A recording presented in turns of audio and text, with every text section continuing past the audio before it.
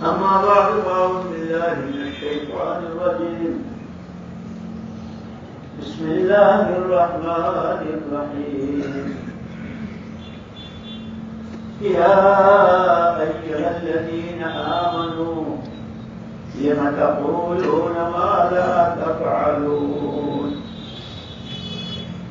وقال الله سبحانه وتعالى إن الله لا يغير ما بقوم حتى يغيروا ما بأنفسهم.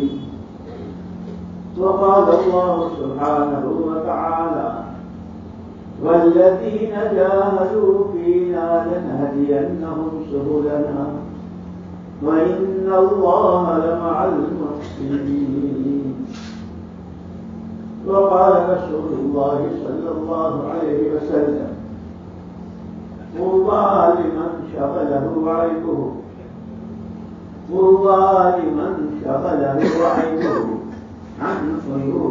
عن عيوب الناس. وقال رسول الله صلى الله عليه وسلم البر لا يبلى والإثم لا ينسى والديان لا يموت فقل ما شئت كما تدين تدان أو كما قال رسول الله صلى الله عليه وسلم. پیارے بھائیوں، دوستوں، عزیزوں، ماشاءاللہ رمضان کے روزے رکھے، تراویحیں پڑھی، تلاوتیں کی، سب سے خیرات کیے. مولانا محمد الیاس صاحب رحمۃ اللہ علیہ اس بات کو بہت تاکید کے ساتھ فرمایا کرتے تھے اور کتابوں میں مسئلے کی شکل میں بھی لکھا ہوا ہے نقصان سے بچنا نفع سے زیادہ اہم ہے، نفع کے مقابلے کہ آدمی کی اپنی پونجی ہاتھ سے نہ چل جائے. نفع 2 پیسے 4 پیسے، کبھی کم کبھی 4 آنے، کبھی 8 آنے، کبھی 1 آنے، نفع تو کم بیچو، اس میں حرج نہیں. لیکن جس پونجی پر یہ ہو رہا ہے وہ پونجی ہی نہ رہی تو اس لیے مولانا الیاس صاحب رحمۃ اللہ علیہ اس پر بہت تاکید فرماتے. جس کے بعد جتنا جو کچھ ایمان، جتنا اللہ کا خوف، اللہ اور اس کے رسول پاک صلی اللہ علیہ وسلم کی محبت، عبادت اور اطاعت، آخرت کا فکر، وہاں کے لیے عملوں کی تیاری، تو وہاں تو عمل ہی کام آئے گی.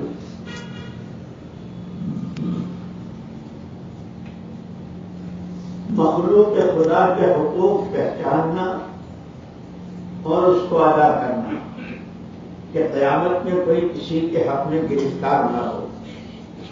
اس لیے کہ دعاؤں میں یہ ہے کہ اللہ پاک مجھے گمراہ ہونے سے بھی بچا، میں تیری پناہ چاہتا ہوں، اور اس سے بھی تیری پناہ چاہتا ہوں کہ میں کسی کو گمراہ کروں، میں پھسل جاؤں یا میں کسی کو پھسلاؤں، میں کوئی جہالت کا کام کروں، کیا میرے ساتھ کوئی جہالت کی جائے. اللہ پاک تیری پناہ کہ کوئی ایسا گناہ میں کروں اور کوئی ایسی غلطی کروں کہ تو بھی اس کو معاف نہ کرے. علماء نے لکھا ہے عجیب بات، شرک سے بڑا تو کوئی گناہ ہے نہیں کہ بھائی شرک سے بڑا اللہ کو اس کو معاف کر دیتے ہیں، اس کو مومن بنا دیتے ہیں. پھر وہ کیا گناہ ہے کہ جس کو اللہ بھی معاف نہیں کرے گی. علماء نے صاف بتایا کہ وہ حقوق العباد ہیں، بندوں کے حق. اسی لیے پوری شریعت اور پورا دین جو ہے حقوق اور حدود 2 کا مجموعہ ہے. لیکن عجیب بات، قربان جائیں حضور پاک صلی اللہ علیہ وسلم پریشانیوں کے اسباب بھی بتائے کہ تم کب پریشان ہو گے، جیسے قرآن نے بتایا، اور تمہاری پریشانیوں کا حل کیا ہے. اور اگر یہ تم نے نہ کیا تو پریشانیاں کتنی بڑھتی جائیں گی اور دنیا کے بعد یہ آخرت میں کتنی ہوں گی. وہ اور ایک ایک قدم پر بتا دیا. یہ جو میں نے حدیث پڑھی تھی پہلے تو قرآن کی تین آیتیں پڑھی. ایمان والوں تم جو کہتے ہو وہ کرتے کیوں نہیں ہو؟ اب ہمارا سارا مجموعہ 6 نمبر کہہ رہا ہے. ایمان کو کہہ رہا ہے, اللہ رسول کو کہہ رہا ہے, قرآن کو کہہ رہا ہے, حلال حرام کو کہتا ہے, علماء کی صحبت میں, اعتکاف میں, بزرگوں کے پاس اشارہ ہے کہ جو کہتے ہو کرتے کیوں نہیں ہو. پہلی آیت سے یہ پڑھی. پھر اللہ پاک نے ہمیں فرمایا کہ اللہ کبھی کسی کے حالات اس وقت تک نہیں بدلتے جب تک کہ وہ خود اپنا اندر نہ بدل دے. دو, دنیا محنت کی جگہ ہے. انسان فی کبد یا انسان کہ محنت کی جگہ ہے دنیا. یقین صحیح کرنے کے لیے اپنے آپ کو اپنا صحیح کرنے کے لیے اور جو کہتے ہیں اس کو کرنے کے لیے. اس لیے کہ وہ حدیث جو پڑھی تھی اس کا ترجمہ یہ ہے نیکی پرانی نہیں ہوتی, گناہ بھولا نہیں جاتا, نیکی اور بدی کا بدلہ دینے والا اللہ وہ کبھی مرتا نہیں, اس کو موت نہیں آتی. اب تجھے اختیار ہے جو چاہے بد, نیکی والا یا گناہ والا, اچھائی والا یا برائی والا, لوگوں کے حق مانگنے والا یا لوگوں کے حق ادا کرنے والا. اللہ جل جلالہ عمن والہ سے صحیح تعلق اور محبت اور عبادت کا تعلق پیدا کرنے والا, نبی پاک صلی اللہ علیہ وسلم کی ایک ایک سنت کو معلوم کر کے زندگی میں جگہ دینے والا, یا ان دونوں کے خلاف والا. تجھے اختیار ہے جو چاہے ہو. اتنا طے ہے. آگے تو حدیث کا آخری ٹکڑا ہے کما تدین و خدام, جیسی کرے گی ویسی بھرے گا, جیسی کرنی ویسی کہ تو جو کرے گا وہ تیرے سامنے آ جائے گا. بولو اپنے فمن یعمل مثقال ذرۃ خیرا یرہ ومن یعمل مثقال ذرۃ. اصل دنیا جو ہے یہ تو عمل کی جگہ ہے, بدلے کی جگہ آخرت ہے. اسی لیے حضور اکرم صلی اللہ علیہ وسلم نے جب اپنا کام شروع کیا, جب آپ نے دعوت دینی شروع کی, مکہ مکرمہ کی 13 سالہ زندگی میں انہی 3 بنیادوں پر امت کو اٹھایا تھا. صحیح یقین, ایمان اللہ کی ذات و صفات پر, اللہ کے کہے ہوئے حکموں والی زندگی, اعمال, ایمان اور اعمال, اور آخرت کہ تم جو بھی کچھ ہو, جہاں بھی ہو, جس برادری کے, جس قوم کے, جس ماں باپ کے, جو تمہارا عہدہ, تمہاری کرسی, جتنا تمہارا جو بھی کچھ ہو, مرنا ضرور ہے, آخرت حق ہے, اور وہ اثر بدلے کی جگہ ہے. کسی اعتبار سے جیسے یہ رمضان مبارک کا مہینہ تھا, یہ بہت قیمتی تھا کہ اس کی ایک ایک گھڑی میں کیسے کیسے اللہ سے سودے ہوتے, کتنی محبت, کیسی آخرت, کیسی اللہ رسول کی محبت, کیسی امت پر شفقت, امت کی خیر خواہی, اور کیسے ہر غلط سے بچیں, اس کا سنہرا موقع دیا. یہ تو سال میں 1 مہینہ آتا ہے. اس لیے مولانا یوسف صاحب رحمۃ اللہ علیہ فرماتے تھے کہ صرف روزہ رکھنا نہیں ہے, روزہ تو جو علماء نے بتایا اور قرآن حدیث میں بھی ہے, صبح سے شام تک جن چیزوں سے روکا ہے اس سے رکے رہنا, اور افطار کے وقت افطار کرنا کہ روزہ ہو گیا. ایک ہے روزہ رکھنا, جیسے ایک ہے نماز پڑھنا. اس پر بہت زور دیتے تھے مولانا یوسف صاحب رحمۃ اللہ علیہ کہ نماز کا مزاج بنانا ہے, ایسے روزہ رکھ کے روزے کا مزاج بنانا ہے. کہ نماز کا مزاج کیا ہے کہ نماز کا اپنے پڑھی مسجد میں جب امام نے نیت باندھی جب انہوں نے قرآن پڑھا تو آپ نے دھیان سے سنا، رکوع کیا، سجدہ کیا، جو کچھ امام کے پیچھے کرتے رہے.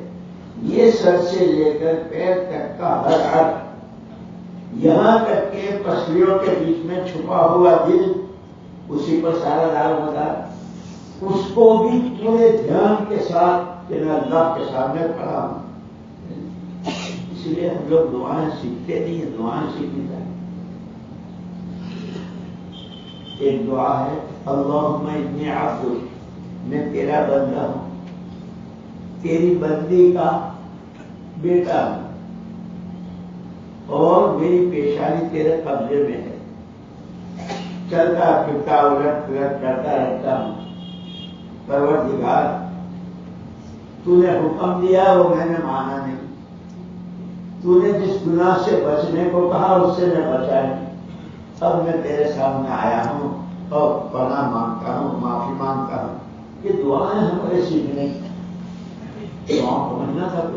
خیر، تو نماز کا مزاج یہ بنانا، اگر مسجد میں نماز پڑھی، بہت خوش و خضو سے پڑھی اور پوری پڑھی تو یہ نماز ہوئی.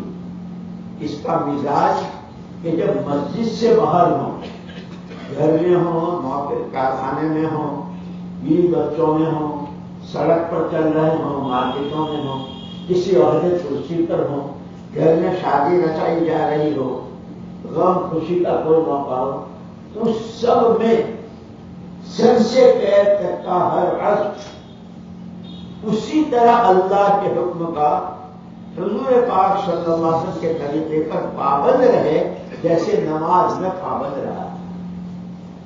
اگر وہ طریقہ چھوٹ گیا تو عمل نہیں بنے گا. جیسے نماز میں پہلے قیام ہے، پھر رکوع ہے، پھر سجدہ. قیام میں قرآن ہے، رکوع میں یا سجدے میں تسبیحات ہیں. کوئی آدمی آ کر کے سب سے پہلے 2 سجدے کرے، پھر رکوع کرے، پھر قرآن، پھر قیام کرے، نماز ہو جائے گی؟ اس لیے کہ حضور اکرم صلی اللہ علیہ وسلم نے نماز پڑھ کر دکھائی اور یہ حکم دیا صلو کما رأیتمونی اصلی، نماز ایسے پڑھیو جیسے مجھے پڑھتے دیکھا. تو آپ نے قیام کیا، رکوع کیا، سجدہ کیا. اگر اس طریقے پر ہے تو یہ نماز عبادت ہے، اور یہ نماز گناہوں سے روکے گی، یہ نماز اللہ کے قریب کرے گی کہ بندہ سجدے کی حالت میں اللہ سے سب سے زیادہ قریب ہوتا ہے. اس لیے نماز پڑھی ہے ماشاءاللہ، تراویحیں پڑھی، 20 رکعتیں، پھر تہجدیں پڑھی، اشراق، چاشت، سرات، تسبیح، بہت کچھ کیا.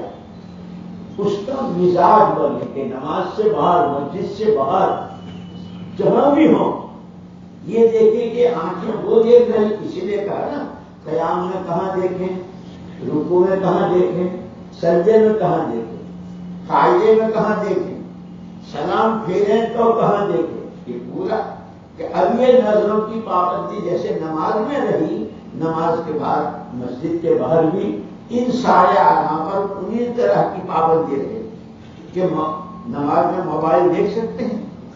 ارے بولو نا یار، تم سب مفتی ہو، نماز میں موبائل دیکھ سکتے ہیں؟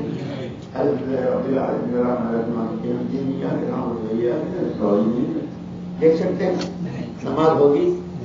نماز کے باہر بھی اپنے آپ کو موبائل سے پابند کرنا ہے.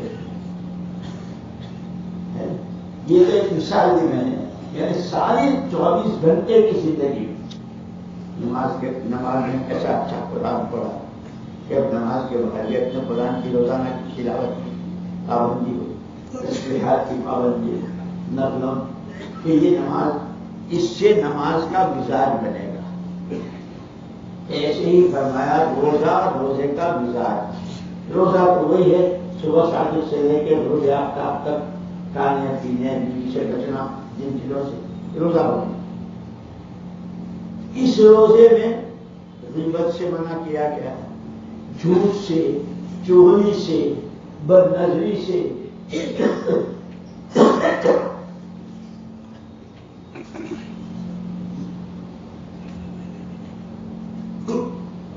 حرام کے لقمے سے افطاری حرام کی کمائی سے سحری روزے کی حالت میں جھگڑا کرنا، یہ سائنس نے منع کی کہ اب روزے کے بعد رمضان کے بعد یہ مزاج بنے کہ ہم غیبتوں میں نہ پڑیں. اور عجیب بات ہے جب آدمی کسی کی غیبت کرتا ہے نا تو اب یہاں تو پتہ نہیں چلتا اب غیبت کہتے کس کو ہیں. رسول اکرم صلی اللہ علیہ وسلم نے فرمایا ذکر کا آخا کا بیمار یا کرا، تمہارا کسی بھائی کو اس طرح یاد کرنا کہ تو اس کو برا معلوم ہو. ایک موٹی سی مثال ہے، ایک آدمی کا قد بہت لمبا ہے، تم اس کو کہتے ہو لمبو، یہ غیبت ہو گئی. لمبا ہے وہ اور آپ نے لمبو کہا، اس کو برا لگا، غیبت ہو گئی. وہ لمبا نہیں ہے، اس کا قد درمیانہ ہے، اور تم نے اسے کچھ اور کہا، وہ اس میں نہیں ہے تو غیبت ہوئی، اور وہ اس میں ہے تو بہتان ہوا. غیبت کرنے والے کے لیے کہتے ہیں کہ قیامت کے میدان میں ساری مخلوق ہوگی اور حساب براہ راست اللہ لیں گے.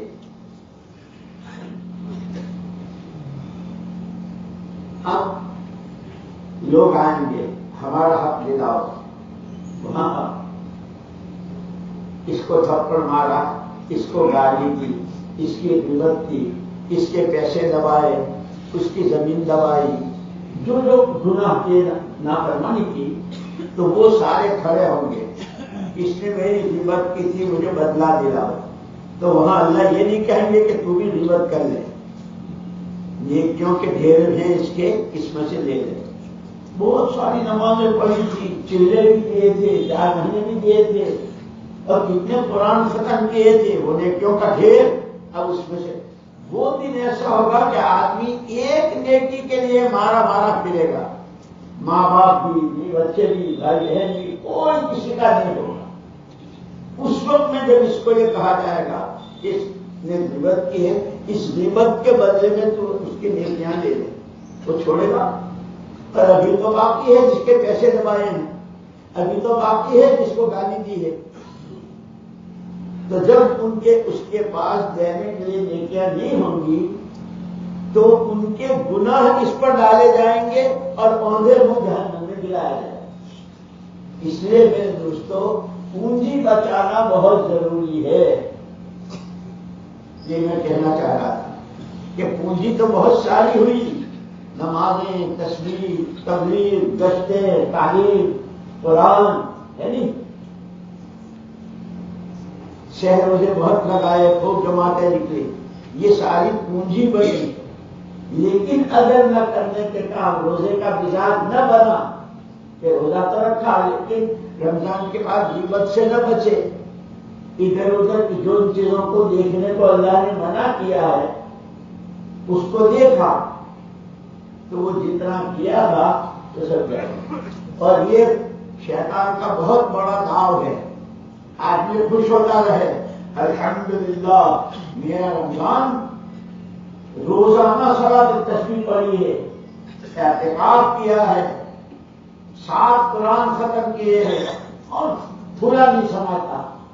اور وہاں حساب میں ہو رہا ہے کہ تیرے پاس کچھ ہے نہیں، تو سب بیچ چکا، تو سب کھو چکا. بھائی میری بات سمجھ میں آ رہی ہے؟ اس لیے دوستو سب سے پہلے لِمَ تَقُولُونَ مَا لَا تَفْعَلُونَ، ہم سب سے پہلے ایمان کو کہتے ہیں. ہمارے شہر میں گشتوں میں جاتے ہیں تو روزانہ کی ملاقاتیں کرتے ہیں، تو مسجدوں میں جماعتیں آتی ہیں، ان کا استقبال کرتے ہیں، ان کے ساتھ لگ کر کے گشتیں اور جماعتیں نکل جاتے ہیں. ان سب میں ہماری سب سے پہلی بنیاد ایمان ہے. تم ایمان کو کہتے ہو، ایمان بناتے کیوں نہیں ہو؟ تم سچ بولنے کو کہتے ہو، سچ بولتے کیوں نہیں ہو؟ اس لیے قرآن نے تو ایمان والوں کو صاف صاف کہا یا ایھا الذین آمنوا کونوا مع الصادقین، ایمان والو اچھوں کے ساتھ، سچوں کے ساتھ رہا کرو. اس لیے کہ صحبت صحبت کا اثر ہوتا ہے، اچھوں کی صحبت اچھا اور بروں کی صحبت برا. جیسی صحبت، اسی لیے صحابہ کرام رضوان اللہ تعالی عنہم کی جو اتنی ترقی ہوئی، وہ تو شرک میں ڈوبے ہوئے آئے تھے اور بیت اللہ میں بتوں کی پوجا کر رہے تھے، اللہ کے ساتھ شرک کر رہے تھے اور اللہ دیکھ رہا ہے. لیکن لقد من اللہ، اللہ نے بہت احسان فرمایا اور اپنی مخلوق پر ترس کھا کر سراپا نور، سراپا رحمت محمد رسول اللہ صلی اللہ علیہ وسلم کو تمام عالموں کے حق میں رحمت بنا کر بھیجا کہ آپ کی ہر ادا، آپ کا ہر عمل، آپ کی ہر دعا، آپ کے کپڑے پہننا، آپ کا غسل کرنا، آپ کا وضو کرنا، اس لیے ہم کو دعا سکھائی، اللہم انی اسألک تمام الصلاۃ، تمام الوضو، تمام رضوانک و تمام مغفرت. اے اللہ میں تجھ سے سوال کرتا ہوں مجھے کامل مکمل نماز پڑھا دے، مجھ سے نماز کامل پڑھا دے، مجھ سے اچھی وضو، پوری وضو. اے اللہ مجھے تمام، مجھ سے پورے طور پر تو راضی ہو جا اور مجھ سے پورے طور پر میری مغفرت فرما. یہ دعائیں سکھائیے. اس لیے دعوت دعا، دعوت دعا، عمل اور دعا، یہ سب سے پہلے تو وہ کرو جو تم کہتے ہو. تم کہتے ہو لا شریک لہ، اس کا کوئی شریک نہیں. لا الہ الا اللہ وحدہ لا شریک لہ. تم کہتے ہو نا اشہد ان لا الہ الا اللہ وحدہ لا شریک لہ واشہد ان محمدا عبدہ ورسولہ. یہ کہتے ہو، کرو. اس اللہ کو ایسا مانو جیسا وہ ہے، سب کچھ وہی اور سب کچھ اسی سے، اس کے علاوہ کوئی کچھ نہیں اور کسی سے کچھ نہیں. یہ بات دل میں اتار دو. کیوں کہ اصل ایمان کے بننے کی جگہ جو ہے وہ دل ہے. جیسے کپڑے رکھنے کے لیے صندوق اور زیور رکھنے کے لیے زیور باکس اور پیسے رکھنے کے لیے تجوری اور بینک ہے نہیں. ایسے دل بنانے کے لیے جس کو اللہ کہے کہ ہاں اس دل میں ایمان ہے، اس کی اصل جگہ دل ہے. کہ یہ جو تم کہتے ہو اکیلا ہے، قادر مطلق ہے، اور وہ جو اس کے اسماء صفات ہے نا، 100 نام اللہ کے، هو الرحمن الرحیم الملک القدوس السلام المؤمن المؤمن، 100 ہیں، کہ وہ 100 کے 100 پر یقین اندر میں اتر جائے. تم کہتے ہو تو کرو. کبر مقتا عند اللہ ان تقولوا ما لا تفعلون. یہ بات اللہ کے ہاں بہت سخت ہے. یہ بات اللہ کے ہاں بہت سخت ہے کہ تم کہو کچھ اور کرو کچھ. تو ہمارا سب سے پہلا کہنا کیا ہے؟ اللہ ایک ہے، وحدہ لا شریک لہ، وہی سب کچھ ہے. اس کو اتنا بولو، اتنا سنو، اتنا مانگو. اے اللہ اپنی ذات کا تعلق، اے اللہ ایمان کی حقیقت، اے اللہ اپنی محبت، اس کو مانگو. کہو بھی مانگو اس کے لیے. تو سب سے پہلے تو قرآن نے کہا تم جو کہتے ہو کرتے تھے.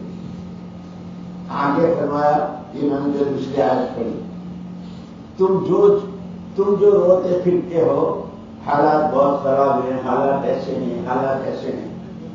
حالات جتنے بھی جس پر اجتماعی بھی اور انفرادی بھی، گھروں کے بھی، کاروبار کے بھی، آسمانوں کے بھی، زمینوں کے بھی، سمندروں، دریاؤں اور پہاڑوں کے، ساری کائنات میں جتنے حالات کہ درخت کا پتا نہیں ہل سکتا جب تک کہ اللہ نہ چاہے.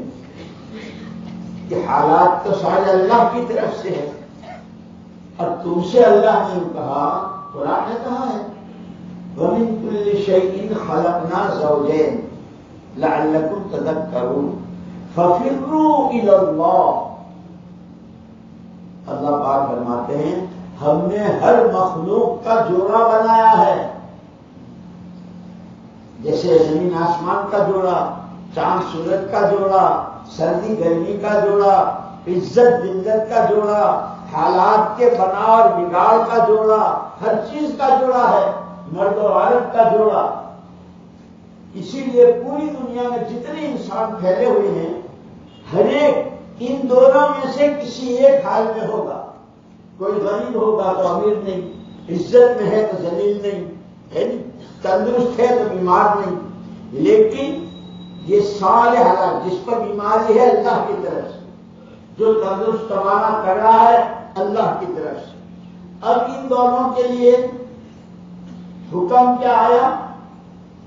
فَفِرُّوا إِلَى اللَّهِ، بیماروں اللہ سے کہو، تندرستوں اللہ کے حکموں کو مانو، مالداروں، غریبوں، مردوں، گھروں کی خواتین، جو جس حال میں ہے حکم سب کے لیے ایک ہے۔ اسی لیے اللہ پاک نے ہم پر بہت بڑا احسان کیا محمد رسول اللہ صلی اللہ علیہ وسلم کے واسطے سے کہ دین کامل مرحمت فرمایا۔ 24 گھنٹے میں بندہ جہاں جس وقت جس حال میں ہے اس حال کے لیے حکم دیا ہے۔ حال یہ ہے حکم یہ ہے، حال یہ ہے حکم یہ ہے، بیمار ہو حکم یہ ہے، نماز کا وقت آ گیا تم کاروبار میں ہو حکم یہ ہے، روزہ شروع ہو گیا، رمضان شروع ہو گئے اور حالات یہ ہیں حکم یہ ہے۔ ہر 24 گھنٹے میں حال اور حکم، حال اور حکم۔ اگر حال کی رعایت کر کے حکم توڑا تو ہم تمہارا حال بننے نہیں دیں گے، دیکھو تو ہم یہ بنانے والے۔ تم نے اپنے حال کی پرواہ نہ کر کے اللہ کے حکم کو پورا کیا، ہم تمہاری بگڑی بھی بنا دیں گے۔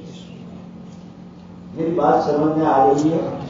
یہ پورا مہینہ اس کی مشق کرنے کا تھا، اور اسی کے ساتھ میں نے تیسری آیت پڑھی تھی کہ پہلے جو کہتے ہو وہ کرو، نہیں کرتے ہو اللہ کا بہت سخت ہے۔ پھر کیا کرنا ہے کیا نہیں کرنا ہے اس کا نام دین ہے، شریعت ہے، جو ہر چیز سے متعلق ہے۔ گھر میں کیسے رہنا، ماں باپ کے ساتھ کیسے رہنا، چھوٹے بڑوں کے ساتھ کیسے رہنا، پڑوسیوں کے ساتھ کیسے رہنا، علماء کے ساتھ کیسے رہنا، ہر چیز بتائی۔ اندھیرے میں کیسے، اجالے میں کیسے، جوانی میں کیسے، بڑھاپے میں، وہ سارا دین ہے۔ جو کہتے ہو وہ کرو، اور تم جو کہتے ہو اللہ کے نبی کی بات کہ اس دین پر چلو۔ وہ دین پر کیسے چلو گے کہ اس کے لیے سب سے پہلے اپنا یقین بناؤ کہ جس اللہ نے محمد رسول اللہ صلی اللہ علیہ وسلم کے واسطے سے ہمیں زندگی گزارنے کا طریقہ دیا ہے، جس کا نام دین ہے، وہ دین سیکھو۔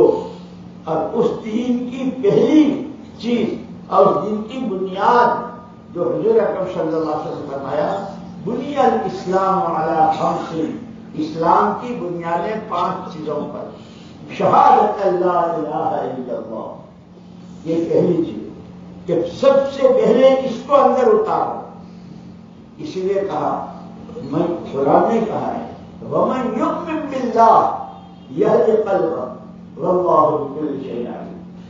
جس کا جتنا ایمان اللہ کی ذات و صفات پر ہوگا، اللہ ہی سب کچھ اور کوئی کچھ نہیں، نفع نقصان، عزت ذلت، زندگی موت، بڑھنی بگڑنی، یہ یقین جتنا ہوگا اندر میں، اس کے دل کو اللہ پاک راستہ دکھائیں گے۔ یہ تمہارے کرنے کا کام ہے، یہ بچنے کا کام ہے، یہ تمہارے بولنے کے بول ہیں، یہ تمہارے نہ بولنے، یہاں تمہیں بیٹھنا چاہیے، یہاں تمہیں نہیں۔ جیسے چہرے کی 2 آنکھیں راستہ بتاتی ہے، یہاں اونچا ہے یہاں نیچا ہے، کانٹے ہیں، ایسے دل کی آنکھیں وہ راستہ۔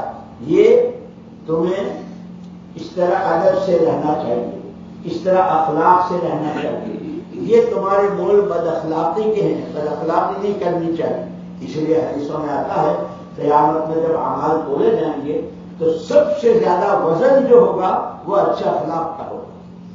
اسی لیے ایمان، اعمال اور آخرت کے ساتھ بتایا کہ یہ ایمان اندر بنے گا، اعمال بدنوں سے اور مالوں سے اس سے ظاہر ہوں گے، آخرت وہاں بنے گی. اس کی محنت ہے، اس محنت کے لیے اخلاق. ادعو الی سبیل ربک بالحکمۃ والموعظۃ الحسنہ وجادلھم بالتی ہی احسن. اللہ کے بندے کو اللہ کا تعارف کرانا، وہ کتنی بڑی قدرت والا ہے، وہ کیسا رقیب ہے، وہ کیسا معاف کرنے والا ہے، وہ کیسا رزاق ہے، کہ خوب اس کے صفات کو بیان کرنا، اس کی بڑائی کو بیان کرنا، اور پھر اس کی بھیک مانگنا. جس طرح بھکاری بھیک دے دو دے دو دے دو، اللہ سے ایمان کی بھیک مانگنا، ایمانی اخلاق، ایمانی صفات اور جتنی چیزیں اللہ کو ناپسند ہے اس سے پناہ.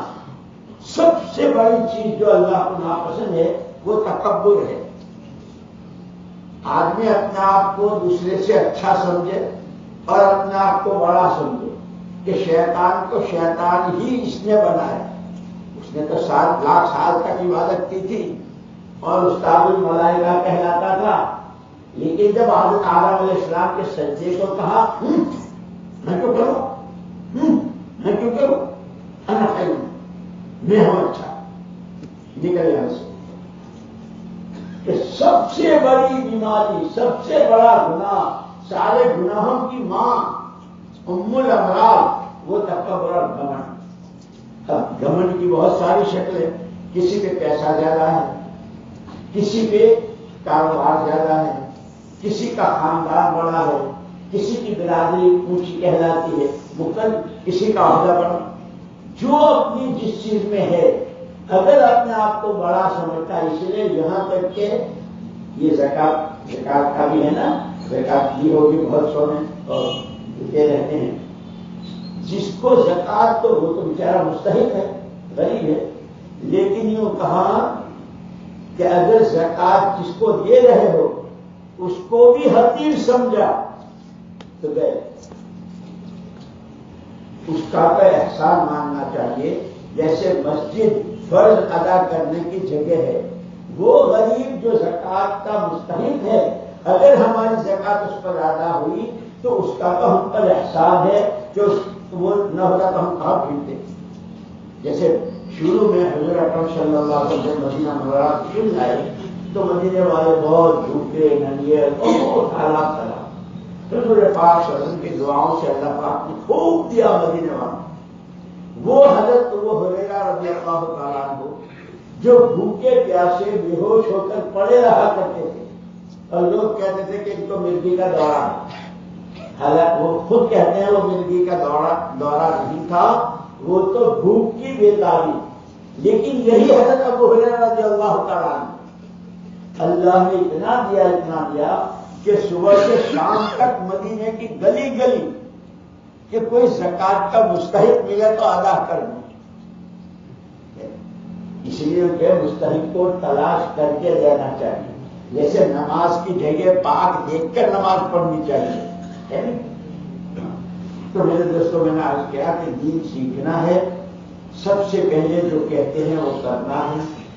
اپنا اندر کا جتنا غلط یقین، سوئی سے لے کر ایٹم بم، ہائیڈروجن بم، 7 آسمان 7 زمینیں، ساری دنیا کی ساری مخلوقات کسی کا بال مٹا نہیں کر سکتا جب تک کہ اللہ ہونا چاہے، اور کوئی کسی کا حال بنا نہیں سکتا جب تک کہ اللہ ہونا چاہے. اس یقین کو ڈالنا اس کے لیے کیونکہ جیسے دکان چلانے کے لیے محنت کرتے ہو، زمینوں کے لیے محنت کرتے ہو، بلڈنگیں بنانے کے لیے بلڈر بڑے بڑے پروجیکٹ لیتے ہیں اور وہ بنا کے اس کی محنت کرتے ہیں اور اس کے لیے کھٹے پڑتے ہیں. اس ایمان کو بنانا ہے تو اس کی محنت ہے. محنت وہ ہے جو نبی والی محنت ہے. اس لیے کہ تمام نبی اور تمام پیغمبر علیہ الصلوۃ والتسلیمات کو اللہ پاک نے ایمان ہی کی محنت کے لیے بھیجا. اسی لیے جیسے پاسپورٹ بنواتے ہیں، پاسپورٹ بناتے ہیں، ویزا لیتے ہیں، تو وہ کھڑکی والا کہتا ہے کہ یہ تو سارے آپ نے فل اپ کر دیا، یہ ایک خانہ ادھورا ہے، یہ پہلے اس کو فل کر کے لاؤ تو پھر ہم ویزا دے دیں گے، پاسپورٹ بنا دیں گے۔ تو ایسے یہ سارے خانے ہیں۔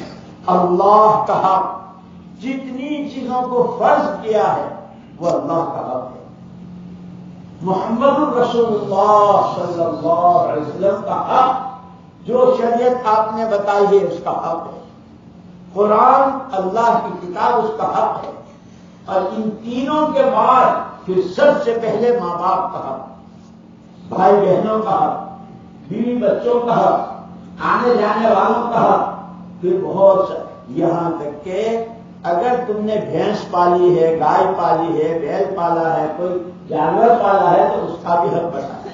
ایک مرتبہ حضور اکرم صلی اللہ علیہ وسلم سے سیدھے جا رہے تھے، ایک اونٹ نے شکایت کی، آپ نے فرمایا یہ کس کا ہے؟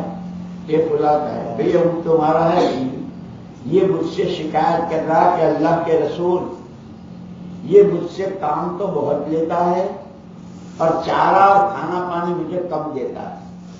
اونٹ نے بھی اس کا بھی حق بتایا، جس سڑک پر جس روڈ پر ہم چلتے ہیں اس کا بھی حق بتایا کہ جو کہتے ہو وہ کرو اور اس کو کرنے کی استعداد پیدا ہو۔ کوئی بھی جتنے بڑے عالم ہیں اور جتنے بڑے مفتی ہیں وہ کہہ رہا ہے ہوتے مفتی نہیں ہوگی، بہت بڑی محنت کی ہے انہوں نے، اور الف با سے شروع کر کے وہاں پہنچے۔ ایسے لکھے پورا دین پوری زندگی میں آ جائے، اللہ کے بھی پیارے اور انسانوں کی آنکھوں کے تارے، اس کے لیے وہ محنت ہے جو نبی لے کر آئے، اور سب سے آخری اور کامل اور مکمل، جیسے آپ کا دین کامل ایسے آپ نے اس دین کے لیے جو محنت کی وہ محنت کامل۔ اسی لیے اس محنت کے دو درجے بتلائے، ایک مقامی اور ایک باہری۔ مکہ مکرمہ میں جب تک آپ رہے تو آپ نے مقامی کام کیا، جب آپ ہجرت کر کے تشریف لائے اب یہاں باہر کے تقاضے آئے، کبھی بدر، کبھی احد، کبھی خندق، کبھی نہیں تبوک، یہ باہر کے جو کہتے ہو وہ کرنا ہے، اور کرنے میں سب سے پہلے ایمان بنانا ہے، اس ایمان کو بنانے کے لیے محنت کرنی ہے، اور محنت کے دونوں پہلو ہیں اپنے مقام پر رہتے ہوئے، جیسے روز کہتے ہیں مسجد کو روزانہ وقت دو، روزہ گھر گھر کی ملاقاتیں، مسجد کی تعلیم، گھر کی تعلیم، مہینے کے 3 دن، صبح و شام کی تسبیحات، قرآن کی تلاوت، یہ سارے کام بتاتے ہیں کہ مقام۔ اور پھر چونکہ حضور اکرم صلی اللہ علیہ وسلم کے امتی ہو، جیسے حضور اکرم صلی اللہ علیہ وسلم کے بعد کوئی نبی نہیں، ایسے ہی اس امت کے بعد کوئی امت نہیں، حضور اکرم صلی اللہ علیہ وسلم تو تشریف لے گئے، اب آپ کا کام کون کرے؟ جیسے باپ مر گیا تو ان کا کاروبار، ان کی زمینیں، ان کا قرضہ کون دیکھے گا؟ بیٹے دیکھیں گے۔ تو حضور پاک صلی اللہ علیہ وسلم نے پردہ فرما لیا، آپ تشریف لے گئے کہ پورا دین قیامت تک کے لیے زندہ ہوتا رہے، اس کی محنت امت کے ذمہ کر کے گئے کہ اب اس محنت کو، اسی لیے دوستوں میں عرض کر رہا ہوں اللہ بہت مبارک کرے، بہت مبارک کرے، ماشاءاللہ اللہ پاک نے روزے رکھے، یہ سب کچھ اللہ کی توفیق سے ہوا ہے، ہمارا کوئی کما، ہم نے صلاح کی تحقیق پڑھی تو اللہ کی توفیق سے، قرآن پڑھا تو اللہ کی توفیق سے، اعتکاف کیا تو اللہ کی توفیق، جس نے اسی لیے ایک چیز بہت ضروری ہے، جو کچھ ہوا ہے اللہ مبارک کرے، لیکن اس کی خوب دعائیں مانگنی ہے کہ اللہ پاک اسے قبول فرمائے۔ دیکھو حضرت ابراہیم علیہ السلام تسلیم نے جب سارا اللہ نے کہا کہ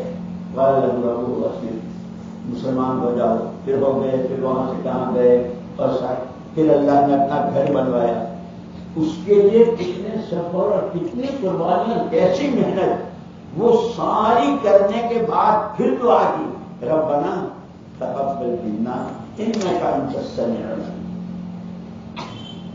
تقبل جو ہے عربی زبان کے اعتبار سے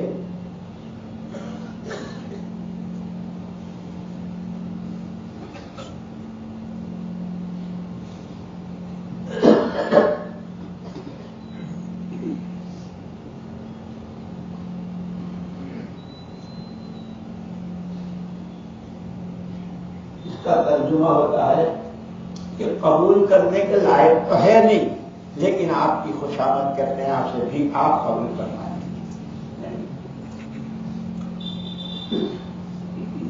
مولانا محمد الیاس صاحب رحمۃ اللہ علیہ کے منظورات میں پڑھا ابھی، ایک آدمی سے مولانا الیاس صاحب رحمۃ اللہ نے فرمایا، نماز کے بعد منہ کہہ لیا کرو اللہ پاک آپ کی شان کے مطابق تو نماز مجھ سے پڑھی نہیں گئی، معاف کر دیجیے، لیکن آپ کی تو اپنی شان ہے، آپ تو جو چاہے کر سکتے، اپنی اس شان سے میری اس نماز کو قبول فرما دیجیے۔ اللہ بہت خوش ہے۔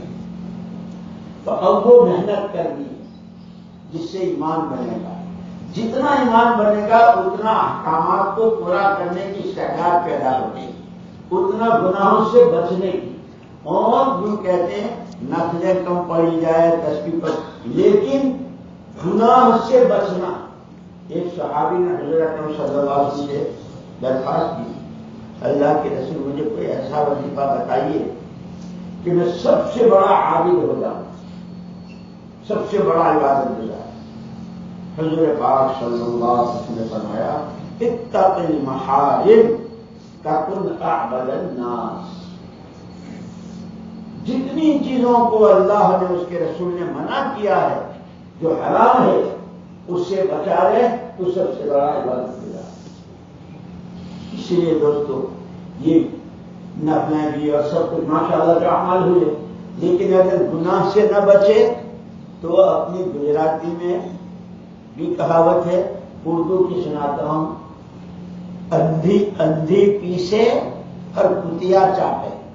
گھر میں ایک بوڑھی عورت ہے، آنکھیں ہیں نہیں، اب بہویں بیٹیاں سب ہیں، 5 کلو گہم پیسنا ہے، تو بڑھیا سے کہا اماں یہ چکی ہے آپ پیس دو، تو اماں بیٹھ گئی، تب کلا رکھ دیا، اب اس میں سے مٹھا بھر کے ڈال رہی ہے، اب چلا رہی ہے تو آٹا پیس رہا ہے، لیکن وہ تو بیچاری اندھی ہے، اس کو دقت نہیں، یہ ادھر آٹا پیس رہی ہے، آٹا گیہوں پیس رہی ہے، اور برابر میں کتیا کھڑی ہے، کتا وہ چاٹ رہا ہے، پیسا اور چاٹا، پیسا آ گیا تو کیا ہوا کہ صلاۃ تسبیح، نفلیں، روزے، سحروزہ، یہ سارا، کہ ایسا نہ ہو اگر گناہ کیے تو ایسے ہوں گے کہ اندھی پیسے کتیا چاٹے۔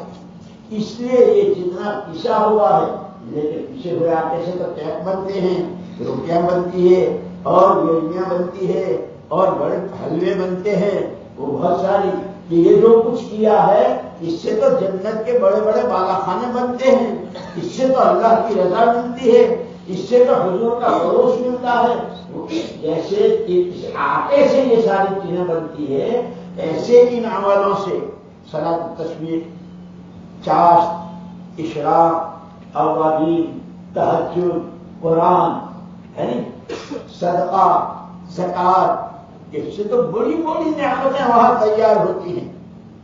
اس لیے قرآن نے کہا کہ ایمان والوں کو پتہ نہیں اللہ نے ان کے لیے وہاں کیا کیا تیار کر رکھا ہے جو ان کے آنکھوں کی ٹھنڈک۔ اسی لیے دعاؤں میں سکھایا، اللہم، کہ اللہ پاک جیسے آپ نے دنیا والوں کی آنکھیں دنیا کے راستے سے ٹھنڈی کر دی، اقرر عینی من عبادتی، مجھے اپنی عبادت کی ایسی توفیق دے کہ اس سے میری آنکھیں ٹھنڈی ہو۔ اس لیے دعائیں سکھائی، اے اللہ ہمیں ان میں سے بنا کہ جن کو تو کسی عمل کی توفیق دے، کوئی نیکی کرے تو جیسے پیسے والے کو پیسہ ملتا ہے تو خوش ہو جاتا ہے، کہ ہم نیکیاں کر کے خوش ہوں، اور ہم تو انسان ہیں، فرشتے ہیں، اے اللہ ایسا بنا کہ اگر ہم سے کوئی بھول چک ہو جائے، بے ادبی ہو جائے، بد اخلاقی ہو جائے، تیرا کوئی حکم ٹوٹے تو ہم اس پر توبہ استغفار کرنے والے۔ اللہم اجعلنا من الذین اذا احسنوا استبشروا واذا اساءوا استغفروا۔ کتنے بجے ابھی اذان؟ تو میں نے عرض کیا کہ سب سے پہلے جو کہتے ہو اسے کرو، نہ کرنا اللہ کے ہاں بہت سخت چیز ہے۔ ایک حکم کا توڑنا ساتوں زمین و آسمان کے ٹوٹنے سے زیادہ سخت. اس لیے جتنے فرائض ہیں وہ اللہ کا، اللہ کی کتاب کہا، اللہ کے نبی کہا صلی اللہ علیہ وسلم، اور پھر یہ سارے حقوق پوری امت کہا. اس لیے مولانا صاحب رحمۃ اللہ علیہ فرماتے تھے ان کی جو آخری تقریر ہے اس میں کہ جس سے امت کو نقصان پہنچے گا، جس سے امت کو نقصان پہنچے گا اس کو تو اللہ معاف نہیں کرے گا. کیوں کہ محمد رسول اللہ صلی اللہ علیہ وسلم نے امت بنائی تھی. اس امت کو امت بنانے کے لیے وہ 13 سال مکہ مکرمہ گھر کے لوگوں نے مخالفت کی، لوگوں نے تھوکا، کانٹے بچھائے، پھانسا ڈالا، قتل کی اسکیم بنائی، سب کچھ جھیلا، برداشت کیا، امت بنانی. وہ یہ امت اسی لیے اما جان حضرت عائشہ صدیقہ رضی اللہ تعالیٰ عنہ یوں فرماتی تھی میرے ابا سے امامت مت کروا. صحابہ کرام رضوان اللہ تعالیٰ عنہ نے فرمایا اما جان آپ کے ابا سے اچھا امام کہاں سے رہا؟ آپ کیوں منع فرمائے؟ اس پر فرمایا تھا محمد رسول اللہ صلی اللہ علیہ وسلم کی 23 سالہ زندگی میں آپ نے زمینیں مکان چیرے، آپ نے امت بنائی. اس امت میں یہ چاروں خلفاء، اس امت میں 10 وہ جن کو دنیا میں جنت کی خوشخبری، اس امت میں بدر والے جنہوں نے وہ قربانیاں دی، وہ احد میں 70 صحابہ تھے کہ ساری 23 سالہ محنت سے آپ نے ایک مجمع تیار کیا تھا جن کا ایمان، جن کا تقوی، جن کا توکل، جن کی قربانیاں، جن کے مجاہدے. میرے ابا سے حوض کوثر پر حضور اکرم صلی اللہ علیہ وسلم پوچھیں گے ابو بکر ہم تو تم کو ایسی امت دے کر آئے تھے، جوانوں کا کیا کیا، بوڑھوں کے ساتھ کیا کیا، علماء کے ساتھ ہم جو دے کر آئے تھے اس کا کیا تھا؟ کہ میرے ابا کو جواب دینا مشکل ہے. ایسے ہی میرے دوستوں یہ ہماری ساری محنت اور پوری دنیا میں جماعتیں، ملکوں میں اور پیدل اور سواری اور عورتوں کی، مردوں کی اور کہاں کہاں، اس محنت کو ہمارے بڑے ہمیں اس کا خاص نہج اور اصول دے کر گئے کہ کل قیامت میں ان کا بھی سامنا ہوگا کہ ہم تو تم کو ایسی محنت دے کر آئے تھے، تم نے کیا کیا. اسی لیے یوں کہتے ہیں کہ جو آدمی اس محنت میں پہلے دن سے لے کر اخیر دن تک سیکھنے اور سمجھنے کی نیت سے چلے گا، مجھے آتا نہیں ہے مجھے سیکھنا ہے، میں سمجھا نہیں ہوں مجھے سمجھنا ہے، گشت میں بھی جاوے تو، تعلیم میں بیٹھے تو، قرآن پڑھے تو، گھر گھر کی جو بھی دعوت کا جو عمل کرے، چلا دے، 4 مہینے دے، ملکوں میں جائے، مجھے اس محنت کو سمجھنا ہے، سیکھنا ہے، اور سمجھتے ہوئے سیکھتے ہوئے ایسے کرنا ہے کہ دوسرے بھی اس محنت کو کرنے والے بن جائیں. مولانا الیاس صاحب رحمۃ اللہ علیہ فرماتے تھے جو آدمی اس محنت میں شروع سے آخر تک سیکھنے سمجھنے کی نیت سے چلے گا، اللہ اسے نواز دیں گے، اسے ترقی دیں گے، اس کے ایمان میں، اس کے تقوی میں، اس کی دعاؤں میں، اس کے اعمال میں ترقی ہوتی رہے گی. جیسے کاروبار بڑھتا ہے نا، بھائی پہلے تو 2 لاکھ سے شروع کیا تھا، اب تو سب 5 ہو گئے، 15 ہو گئے، جیسے کاروبار میں. اس لیے قرآن نے کہا ہے یا ایھا الذین آمنوا هل ادلکم علی تجارت تنجیکم من عذاب الیم. ایمان والو تمہیں وہ کاروبار بتاؤں کہ جس کاروبار سے تم ہمیشہ کی رسوائی سے، نقصان سے، جہنم سے بچ جاؤ، اور بڑی بڑی جنتیں، بڑے بڑے انعامات. اس کو تجارت کہا ہے، یہ تجارت ہے اللہ کے ساتھ. اسی لیے کام کی حفاظت، کام اپنے نہج پر، اپنے اصولوں پر جس طرح بڑوں نے بتلایا ہے، اور اس کو اپنی ذات سے، اپنی جان، اپنی مال کے ساتھ کرنا، کسی پر احسان نہ جتانا. یمنون علیک ان اسلموا قل لا تمنوا علی اسلامکم بل اللہ یمن علیکم ان ہداکم للایمان. پیارے نبی صلی اللہ علیہ وسلم یہ لوگ آپ پر احسان جتاتے ہیں کہ ہم اسلام لے آئے، ہم نے وہاں ان سے کہیے کہ احسان تو اس اللہ کا جس نے تمہیں کفر کی شرکی اندھیریوں میں سے نکالا اور جس نے تمہیں نبی کا دامن تھموایا. اسی لیے میرے دوستو اس محنت پر کسی کا کوئی احسان نہیں، یہ اس اللہ کا کرم کہ اللہ ہمیں اس محنت میں لگائے رکھے، چلائے رکھے اور سیکھنے سمجھنے کی نیت سے کرتے ہوئے. اسی لیے ہم کہتے ہیں اب اس پورے مجمع میں جس کے ابھی تک 4 مہینے ایک ساتھ نہیں لگے ہیں اور بہت دنوں سے ارادے کر رہے ہیں، کسی کی کوئی رکاوٹ، کسی کی کوئی پریشانی کی، صرف وہ کھڑے ہو جائیں جن کے ابھی تک 4 مہینے لگے نہیں ایک ساتھ. کھڑے ہو جاؤ، بالکل گھبراؤ مت. جن کے نہیں لگے ہیں وہ سب کھڑے ہو جائیں کہ میں آگے آپ کو راستہ بتاتا ہوں انشاءاللہ.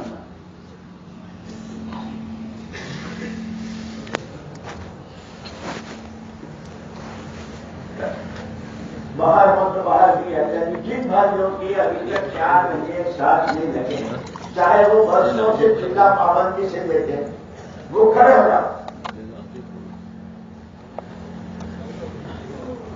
بالکل مت گھبراؤ، میں آگے بات آپ سے کہتا ہوں. ماشاءاللہ آدھا روزے رکھے، نمازیں پڑھی، دعائیں مانگی، دعاؤں میں جان ہے، تو میں آپ کا راستہ بتانا چاہتا ہوں.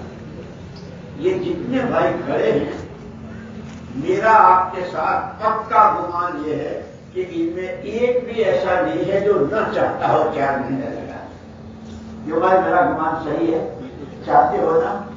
لیکن بھائی ہم فرشتے تو ہیں نہیں، ہم تو انسان ہیں. کسی کی گھر کی، کسی کی بیوی کی، کسی کی اولاد کی، کسی کی نوکری کی، کسی کی بیماری کی، کسی کی کوئی نہ کوئی ایسی رکاوٹ کے جس کی وجہ سے وہ نہیں لے سکتے. آج یہ نیت کر لو کہ انشاءاللہ 4 مہینے لگا. یار اس زور سے میں بول رہا ہوں کہ سارے دنوں میں تو انشاءاللہ. تم تو سورت والے بہت چالاک ہو.